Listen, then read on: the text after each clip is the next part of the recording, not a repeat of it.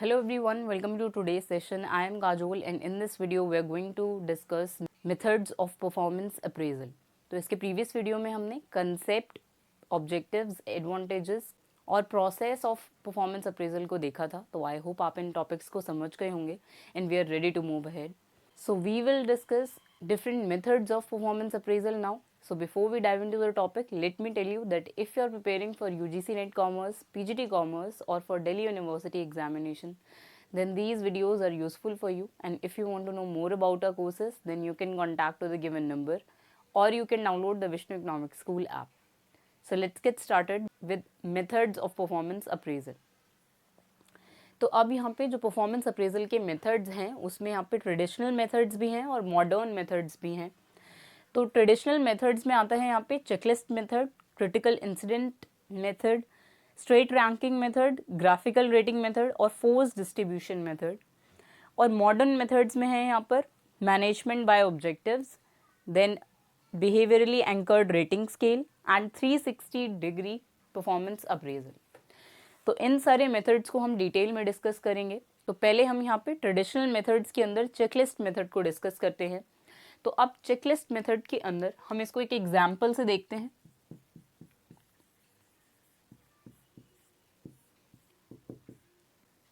तो यहाँ पे हमारे पास पूरी एक लिस्ट होगी जिसके बेसिस पे हम यहाँ पे एम्प्लॉयज़ को जज कर रहे हैं, उनका परफॉर्मेंस अप्रेजल कर रहे हैं, उनकी परफॉर्मेंस को असेस करेंगे. तो अब उस लिस्ट में क्या इंक्लूड हो सकता है कि वो पंक्चुअल है या नहीं. तो यहाँ पे हम मार्क करेंगे येस और नो. और आ सकता है यहाँ पे disciplined,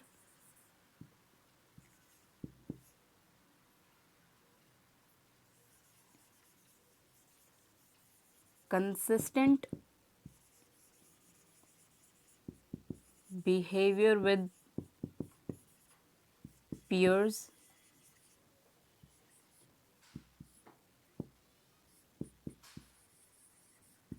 frequently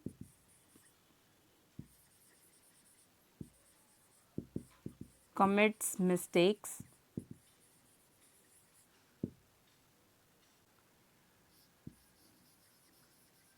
regular on the job. तो ये पूरी यहाँ पे चेकलिस्ट हो सकती है. अब इसको हम या तो येस मार्क करेंगे इसमें या फिर नो.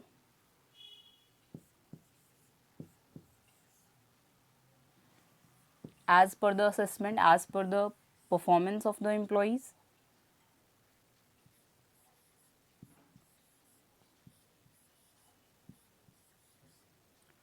तो अब यहाँ पे अगर जो अप्रेजर्स हैं उनको ऐसा लगता है कि जो एम्प्लॉय है वो पंक्चुअल है तो फिर यहाँ पे येस पे मार्क हो जाएगा, अदरवाइज नो पर. और ऐसे ही यहाँ पे डिसिप्लिन है वो एम्प्लॉय या नहीं तो ऐसे ही मार्क कर सकते हैं हम यहाँ पे consistent behaviour with peers, frequently commits mistakes, मतलब वो एम्प्लॉय जो है वो कितना फ्रीक्वेंट है मिस्टेक्स कमिट करने में. तो हम इसको मार्क कर सकते हैं कि वो फ्रीक्वेंटली मिस्टेक्स जो हैं वो कमिट नहीं करता. और यहाँ पे रेगुलर ऑन द जॉब पे हम येस मार्क कर सकते हैं.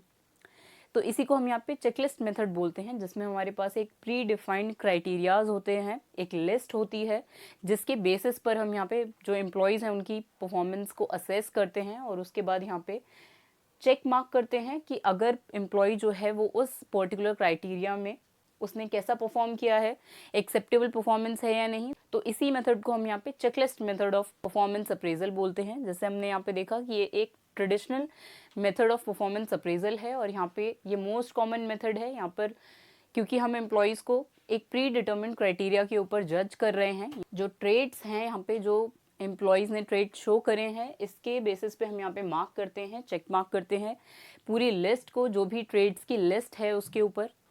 तो अब यहाँ पे ये जो चेकलिस्ट है यहाँ पर इसमें जो पर्टिकुलर ट्रेड्स हैं उनको डिफरेंट वेट्स जो हैं वो भी असाइन कर सकते हैं मैनेजर्स परफॉर्मेंस अप्रीजल के लिए. जैसे पंक्चुअलिटी को यहाँ पे 0.5 वेट्स हैं पंक्चुअलिटी के, डिसिप्लिन्ड होने के 0.25 वेट्स है, मतलब यहाँ पे जो पंक्चुअलिटी है उसको ज़्यादा प्रेफरेंस दे रहे हैं, मतलब यहाँ पे पंक्चुअलिटी को हम ज़्यादा प्रेफरेंस दे रहे हैं डिसिप्लिन होने से। और यहाँ पे ऐसे ही कंसिस्टेंट बिहेवियर विद पीयर्स को हम यहाँ पे 0.5 वेट्स दे सकते हैं। फ्रीक्वेंटली कमिट्स मिस्टेक्स को भी ऐसे ही हम वेट्स असाइन कर सकते हैं, और ऐसे ही रेगुलर ऑन द जॉब को भी। तो इस पे यहाँ पे हमें डिपेंडिंग अपॉन कि यहाँ पे जो मैनेजर्स हैं वो किस ट्रेड को ज़्यादा प्रेफरेंस देते हैं, कि वहाँ पे जो एम्प्लॉय है उसको उस ट्रेड पे अप टू द मार्क होना होगा। तो इसीलिए यहाँ पर जो वेटेड चेकलिस्ट है उस मेथड को भी यहाँ पे यूज़ कर सकते हैं मैनेजर्स परफॉर्मेंस अप्रेजल के लिए।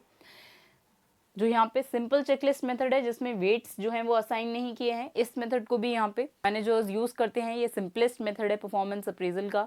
और यहाँ पे वेट्स भी असाइन कर सकते हैं जिसको हम वेटेड चेकलिस्ट बोलते हैं। और ऐसे ही यहाँ पर फोर्स चॉइस चेकलिस्ट मेथड भी होता है, जिसपे हम यहाँ पे एम्प्लॉय को एक ही ट्रेड पे, मतलब जैसे पंक्चुअलिटी है यहाँ पर, तो हम इसी पे यहाँ पे एम्प्लॉय को जज करते हैं, और यहाँ पे पंक्चुअलिटी के बेसिस पे ही हम यहाँ पे बाइफर्केट कर देते हैं इसको, कि यहाँ पे वो जो एम्प्लॉय है वो हमेशा ही पंक्चुअल होता है, ऑलवेज,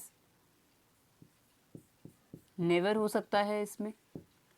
और ऐसे ही यहाँ पर डिफरेंट स्केल हम मेक कर सकते हैं यहाँ पर।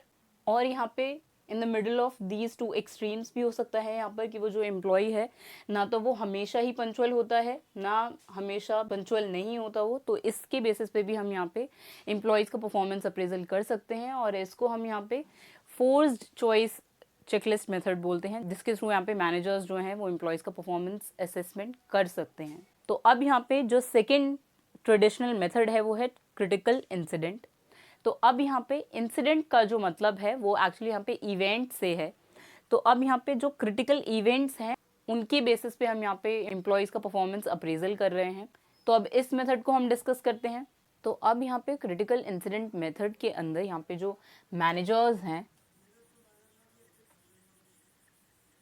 वो परफॉर्मेंस अप्रेजल के लिए यहाँ पे ऐसे इवेंट्स को मार्क करते हैं जहाँ पे एम्प्लॉयज़ ने या तो आउटस्टैंडिंग परफॉर्मेंस शो करी होगी और या फिर पुअर परफॉर्मेंस शो करी होगी। तो इसको हम यहाँ पे क्रिटिकल इंसिडेंट बोलते हैं, क्रिटिकल इवेंट्स बोलते हैं, जहाँ पे मैनेजर्स जो हैं वो ऐसे इवेंट्स की जो लिस्ट है वो प्रिपेयर करते हैं जहाँ पे एम्प्लॉयज़ ने आउटस्टैंडिंग परफॉर्मेंस दी होगी और कहाँ पर पुअर परफॉर्मेंस दी होगी। तो ऐसे ही इफ़ेक्टिव और इनइफेक्टिव इवेंट्स को यहाँ पे जो मैनेजर्स हैं वो प्रिपेयर करते हैं एम्प्लॉयज़ की परफॉर्मेंस को असेस करने के लिए, जिससे वो यहाँ पे एम्प्लॉयज़ का परफॉर्मेंस अप्रेजल कर सकते हैं। और यहाँ पे ये जो मेथड है ये यूजुअली यहाँ पे सुपीरियर्स की जो परफॉर्मेंस है उसको असेस करने के लिए होता है। तो यहाँ पे जो क्रिटिकल इंसिडेंट मेथड है वो एक्चुअली हम सुपीरियर्स के परफॉर्मेंस अप्रेजल के लिए यूज़ होता है, जिसमें यहाँ पे जो मैनेजर्स होंगे उन सुपीरियर्स के जो सीनियर मैनेजर्स होंगे वो यहाँ पे उन एम्प्लॉयज़ की, उन सुपीरियर्स की ऐसे इवेंट्स की लिस्ट मेक करते हैं जहाँ पर उन्होंने आउटस्टैंडिंग परफॉर्मेंस दी होगी, और ऐसे कौन से इवेंट्स हैं जहाँ पे उन्होंने पुअर परफॉर्मेंस दिया होगा, या फिर इसको हम इफेक्टिव और इनइफेक्टिव बिहेवियर से भी समझ सकते हैं कि इन्हीं बेसिस पर यहाँ पे जो सीनियर मैनेजर्स हैं वो यहाँ पे सुपीरियर्स की जो परफॉर्मेंस है उसको असेस करते हैं। तो अब यहाँ पे जो next traditional method of performance appraisal है वो है यहाँ पे स्ट्रेट रैंकिंग। तो अब यहाँ पे अगर एक जो टीम है उसके अंदर यहाँ पे 5 मेंबर्स हैं, और अब यहाँ पे जो टीम लीड है उसको अगर यहाँ पे उन 5 मेंबर्स को रैंक करना है, 1 to 5 रैंक करना है, तो उसमें अगर 5 मेंबर्स हैं उस टीम में, तो यहाँ पे जो एक पर्टिकुलर एम्प्लॉय होगा उसको एक रैंक असाइन होगी, like first, second, third, fourth और फिफ्थ। तो यहाँ पे डिपेंडिंग अपॉन कितने मेंबर्स हैं उस टीम में, उसी के बेसिस पे यहाँ पे जो एम्प्लॉयज़ होंगे, जो 5 मेंबर्स होंगे, उनको यहाँ पे रैंक्स असाइन होंगी in relation to the other team members. जो भी दूसरे टीम मेंबर्स हैं उनकी परफॉर्मेंस से भी यहाँ पे जो एक पर्टिकुलर एम्प्लॉय होगा, एक पर्टिकुलर टीम मेंबर होगा, उसकी रैंकिंग पे इफेक्ट पड़ेगा, क्योंकि यहाँ पे कैसा यहाँ पे उन 5 मेंबर्स ने परफॉर्म किया, उसी बेसिस पे यहाँ पे डिसाइड हो रहा है कि किसको यहाँ पे फर्स्ट रैंक मिलेगी, किसको सेकंड, थर्ड, फोर्थ और फिफ्थ। इसीलिए यहाँ पर ये रिलेटिव रैंकिंग है कि हमें यहाँ पे जो दूसरे टीम मेंबर्स हैं उनकी परफॉर्मेंस पे भी यहाँ पे जो एक पर्टिकुलर एम्प्लॉय है उसकी परफॉर्मेंस जज होगी और उसी के बेसिस पे उस एम्प्लॉय को रैंक किया जाएगा। तो इसीलिए इसको हम यहाँ पे straight ranking method of performance appraisal बोलते हैं। तो अब यहाँ पे जो next traditional method of performance appraisal है वो है यहाँ पर ग्राफिकल रेटिंग स्केल। तो अब यहाँ पे हम रेटिंग स्केल को समझेंगे कि कैसे हम यहाँ पे रेटिंग स्केल के थ्रू भी जो एम्प्लॉयज़ हैं उनकी परफॉर्मेंस को असेस कर सकते हैं। तो अब यहाँ पे यूजुअली 5 पॉइंट और 3 पॉइंट रेटिंग स्केल होता है, या ये 7 पॉइंट रेटिंग स्केल भी हो सकता है। तो अब इसमें यहाँ पे एक पर्टिकुलर ट्रेट को हमें लेना है। जैसे अब यहाँ पे हम जो एम्प्लॉयज़ है उसकी परफॉर्मेंस को जज कर रहे हैं क्वांटिटी ऑफ वर्क पे, या फिर इसमें क्वालिटी ऑफ वर्क हो सकता है, एम्प्लॉयज़ के ट्रेट हो सकते हैं। जैसे हमने प्रीवियस एग्जाम्पल में डिस्कस किया कि वो कितना पंचुअल है, रेगुलर है जॉब में। तो ये सब हम यहाँ पे एक पर्टिकुलर क्राइटेरिया के ऊपर उसको रेट कर सकते हैं एम्प्लॉयज़ को, जिससे हम उनकी परफॉर्मेंस को रिव्यू कर पाएंगे। तो अब यहाँ पे क्वालिटी ऑफ वर्क पे हम कैसे इसको ग्राफिकली रिप्रेजेंट कर पाएंगे। अब यहाँ पे एक 5 पॉइंट स्केल हम बनाते हैं कि जिसमें यहाँ पे 2 एक्सट्रीम्स होंगे। इसमें यहाँ पे है एक एक्सट्रीम पर outstanding, in the middle of the scale यहाँ पे होगा एवरेज, दूसरे एक्सट्रीम पर है यहाँ पे पुअर, यहाँ पे होगा बिलो एवरेज और यहाँ पर गुड। तो अब यहाँ पे हमें एम्प्लॉय को उसकी क्वांटिटी ऑफ वर्क के ऊपर जज करना है, रेट करना है इस स्केल के ऊपर। तो अब यहाँ पे स्केल के अंदर, क्योंकि अब ये एक 5 पॉइंट स्केल है, तो यहाँ पे 2 एक्सट्रीम्स होंगे। एक एंड पर होगा, यहाँ पे एक्सट्रीम एंड पर होगा आउटस्टैंडिंग एंड दूसरे एक्सट्रीम एंड पर है पुअर। तो यहाँ पे जो ऑपोजिट होगा वो हम लिखेंगे एक्सट्रीम्स पर। देन यहाँ पे आउटस्टैंडिंग और एवरेज के जो बीच में है वो गुड होगा यहाँ पे। Then middle of the scale में एवरेज को हम रखेंगे। उसके बाद यहाँ पे बिलो एवरेज होगा and then quantity of work जो है वो पुअर हो सकती है। तो इस पे हम यहाँ पे एम्प्लॉयज़ को रेट कर सकते हैं। जैसे जो क्वांटिटी ऑफ वर्क है वो एवरेज है यहाँ पर, तो इस पे हमने यहाँ पे रेट कर दिया एम्प्लॉय को, या फिर ये गुड भी हो सकती थी, आउटस्टैंडिंग भी हो सकती थी। अब अगर ये एक 3 पॉइंट रेटिंग स्केल होता तो इसमें हम यहाँ पे 2 एक्सट्रीम्स पर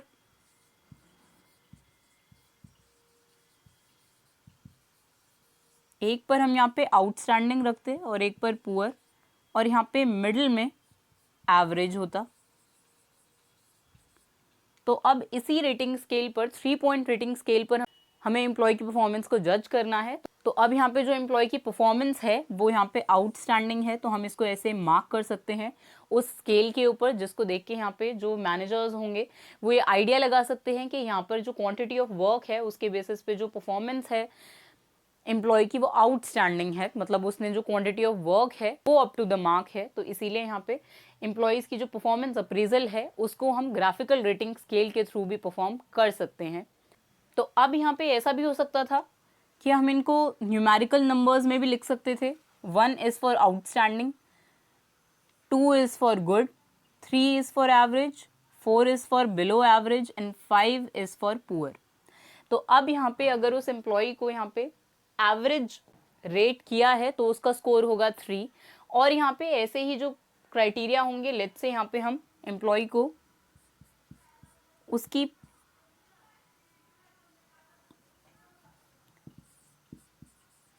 क्वालिटी ऑफ वर्क के ऊपर जज करना है हमें, तो यहाँ पे हम एम्प्लॉय को यहाँ पे गुड मार्क कर रहे हैं on the basis of quality of work. तो यहाँ पे जो एम्प्लॉय का स्कोर है वो 2 होगा।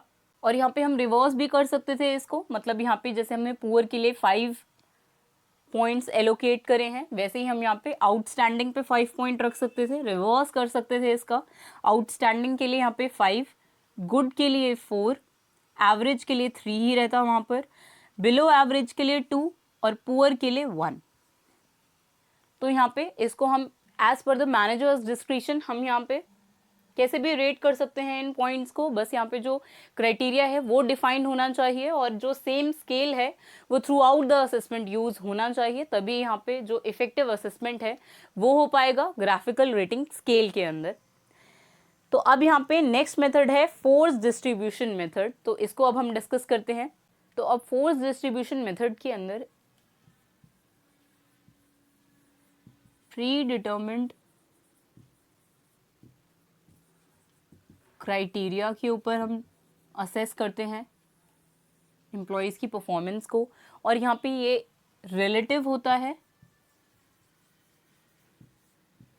रिलेटिवली हम यहाँ पे असेस करते हैं एम्प्लॉयज़ की परफॉर्मेंस को in relation to the other employees. तो हम यहाँ पे एक पर्टिकुलर एम्प्लॉय की जो परफॉर्मेंस है उसके बेसिस पे हम यहाँ पे उसको रेट करेंगे, और ये जो परफॉर्मेंस है इसको हम रेट करेंगे in relation to the other employees.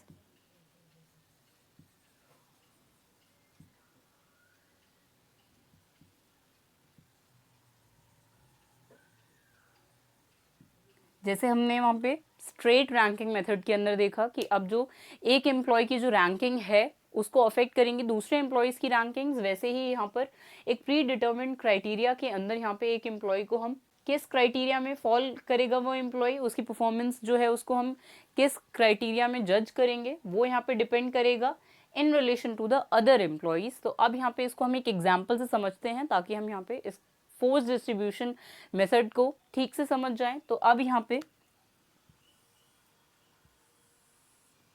अगर y एक्सिस पे हम यहाँ पे नंबर ऑफ एम्प्लॉयज लेंगे और x एक्सिस पे परफॉर्मेंस,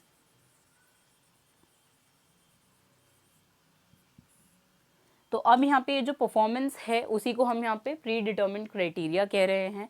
और यहाँ पे जो परफॉर्मेंस है उसके बेसिस पे हम यहाँ पे एम्प्लॉयज़ को एक पर्टिकुलर क्राइटेरिया में फॉल करा सकते हैं। जैसे यहाँ पे let's say number of employees जो हैं वो किसी भी ऑर्गेनाइजेशन में हो सकता है 100 एम्प्लॉयज़ हैं,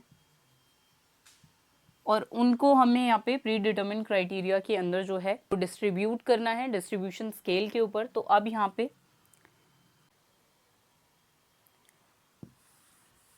एक्स एक्सिस के ऊपर हम यहाँ पे उसी स्केल को लेंगे जो हमने पहले डिस्कस किया। यहाँ पे पुअर,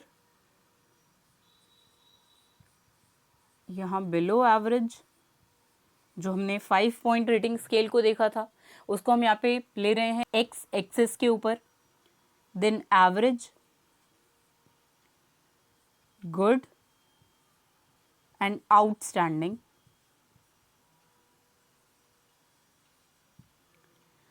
तो अब यहाँ पे हमें जो पुअर एम्प्लॉयज़ हैं जिनकी परफॉर्मेंस जो है वो पुअर है, जिनको हमें यहाँ पे पुअर कैटेगरी में डिस्ट्रीब्यूट करना है, वो यहाँ पे 10% होंगे। बिलो एवरेज में हमें यहाँ पे 20% एम्प्लॉयज़ को लेना है। एवरेज के अंदर हमें 20% एम्प्लॉयज़ को लेना है। गुड के अंदर 40% और आउटस्टैंडिंग में 10% एम्प्लॉयज़ को डिस्ट्रीब्यूट करना है। तो मतलब अब यहाँ पे 100 में से 10 एम्प्लॉयज़ जो हैं वो पुअर कैटेगरी में ही फॉल करेंगे, जिनकी परफॉर्मेंस जो है वो बाकी 90 एम्प्लॉयज़ से बिलो होगी, पुअर परफॉर्मेंस होगी। तो ऐसे यहाँ पे 10% एम्प्लॉयज़ जो हैं उनको हमें पुअर कैटेगरी में ही डिस्ट्रीब्यूट करना है। इसी को हम यहाँ पे इसीलिए फोर्स्ड डिस्ट्रीब्यूशन मेथड बोल रहे हैं, जिसमें हम फोर्सफुली यहाँ पे 10% एम्प्लॉयज़ को, जितने भी यहाँ पे नंबर ऑफ एम्प्लॉयज़ होंगे उसके 10% एम्प्लॉयज़ को हम यहाँ पे पुअर कैटेगरी में डिस्ट्रीब्यूट करेंगे। तो यहाँ पे 10% एम्प्लॉयज़ जो हैं वो पुअर होंगे, वो पुअर कैटेगरी में फॉल करेंगे, और हमें यहाँ पे जो एवरेज है उसमें हमें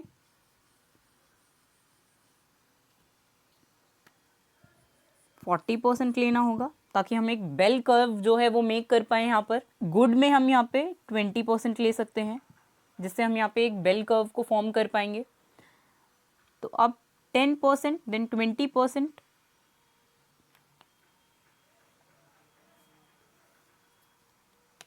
तो अब 10% से यहाँ पे 20%, देन हाईएस्ट। तो अब यहाँ पे ये एक बेल शेप्ड कर्व है जिसमें यहाँ पे 10% एम्प्लॉयज़ जो हैं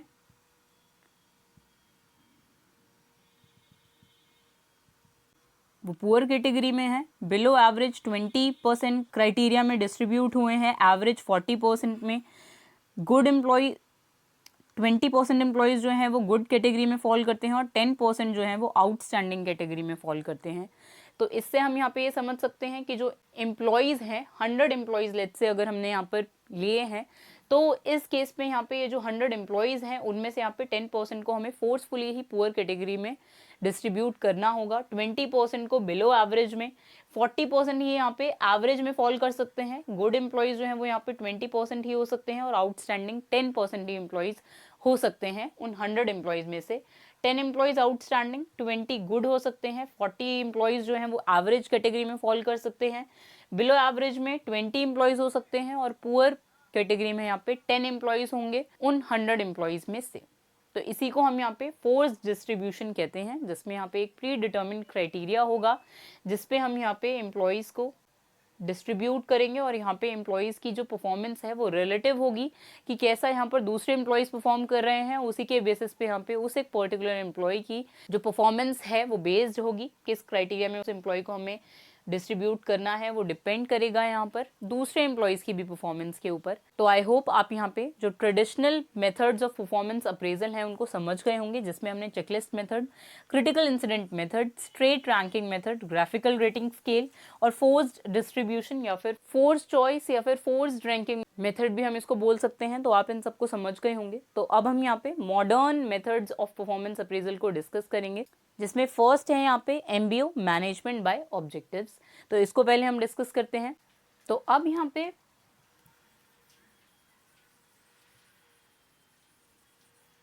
मैनेजमेंट बाय ऑब्जेक्टिव्स के अंदर यहाँ पे जो ऑब्जेक्टिव्स हैं वो यहाँ पे मैनेजर्स और employees together they set the objectives, मतलब यहाँ पे मैनेजर्स और एम्प्लॉयज़ जो हैं वो दोनों ही यहाँ पर ऑब्जेक्टिव्स को सेट करते हैं और यहाँ पे जो मैनेजर्स हैं वो यहाँ पे मॉनिटर करते हैं परफॉर्मेंस को।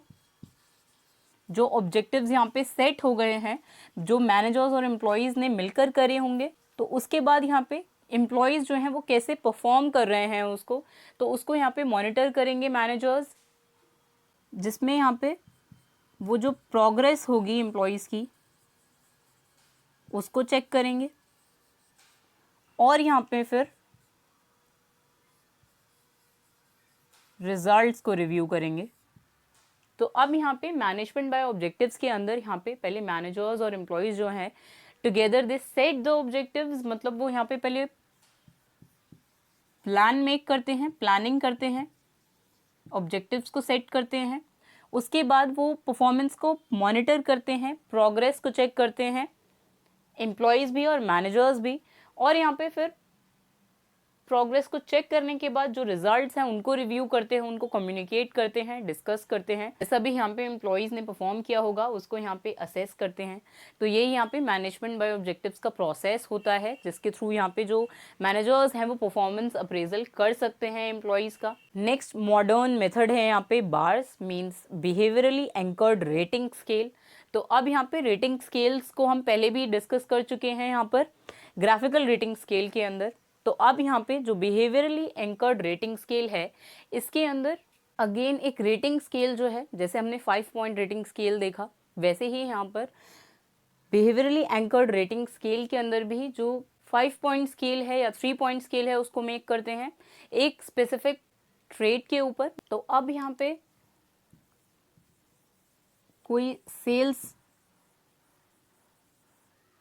रिप्रेजेंटेटिव है,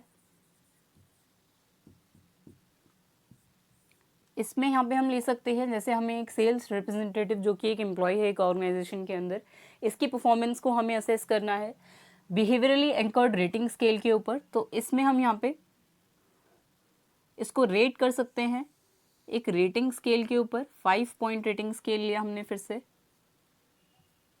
जिसमें यहाँ पे आउटस्टैंडिंग,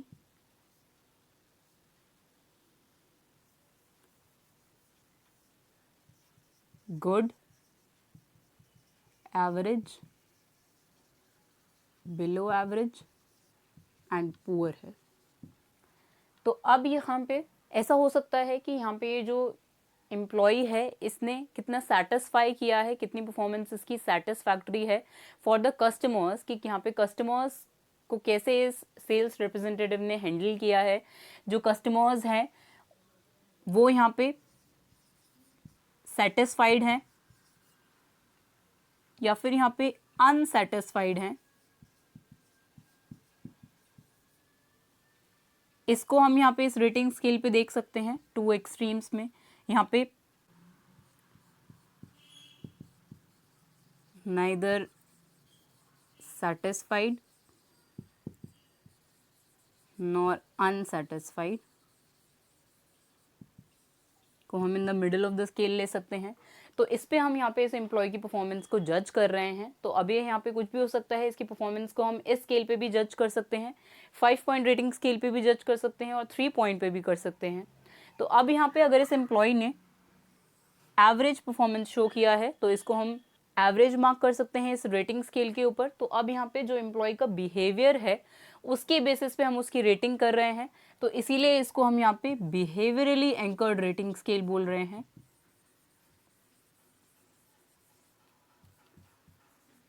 बिहेवियरली एंकर्ड का मतलब है यहाँ पे बिहेवियर पे बेस्ड रेटिंग स्केल है ये।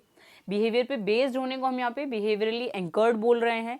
कैसा एम्प्लॉय ने बिहेवियर शो किया है टुवर्ड इट्स कस्टमर्स, या फिर ये मैनेजर के केस में भी हो सकता था अगर यहाँ पे कोई डिफरेंट जॉब प्रोफाइल होती तो उसी बिहेवियर के बेसिस पे यहाँ पे एम्प्लॉयज़ को जज करें कि उन्होंने कैसा बिहेव किया है टुवर्ड्स द कस्टमर। कस्टमर्स का जो रिस्पॉन्स है वो सेटिस्फैक्ट्री है, अनसेटिस्फैक्ट्री है या मिक्स्ड रिस्पॉन्स है, तो इसको हम रेट कर सकते हैं। इसीलिए इसको हम यहाँ पे बिहेवियरली एंकर्ड रेटिंग स्केल बोलते हैं। तो आई होप आप इसको समझ गए होंगे। तो अब यहाँ पे नेक्स्ट है 360 डिग्री परफॉर्मेंस अप्रेजल। तो अब आपको याद होगा हमने अप्रेजर्स को डिस्कस किया था। तो यहाँ पे जो डिफरेंट अप्रेजर्स हैं वो यहाँ पे परफॉर्मेंस का असेसमेंट करते हैं यहाँ पे एम्प्लॉयज़ की, तो इसीलिए इसको हम 360 डिग्री परफॉर्मेंस अप्रेजल बोलते हैं, जिसमें यहाँ पे पीयर्स भी इंक्लूड होते हैं, सबऑर्डिनेट्स भी इंक्लूड होते हैं, मैनेजर्स भी इंक्लूड होते हैं। तो यहाँ पे सारे ही डायमेंशन से एम्प्लॉयज़ का जो असेसमेंट है, परफॉर्मेंस असेसमेंट जो है वो हो रहा होता है, इसीलिए इसको हम यहाँ पे 360 डिग्री परफॉर्मेंस अप्रेजल बोलते हैं। तो अब यहाँ पे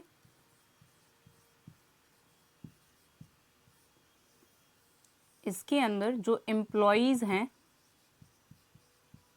उसको सारी ही डायमेंशन से उसका परफॉर्मेंस असेसमेंट हो रहा है। सारे अप्रेजर्स जो हैं वो सारी डायमेंशन से इस एम्प्लॉई की जो परफॉर्मेंस है उसको असेस कर रहे हैं, उसका अप्रेजल कर रहे हैं, जिसमें यहाँ पे टॉप मैनेजमेंट भी है, वो भी यहाँ पे इस एम्प्लॉय की परफॉर्मेंस को असेस करेगी। यहाँ पे इसके इमीडिएट सुपीरियर्स भी हैं,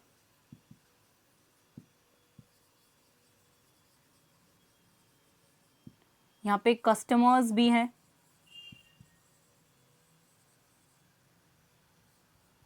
सेल्फ मतलब यहाँ पे वो जो एम्प्लॉय है वो अपनी ही परफॉर्मेंस को यहाँ पे असेस कर सकता है।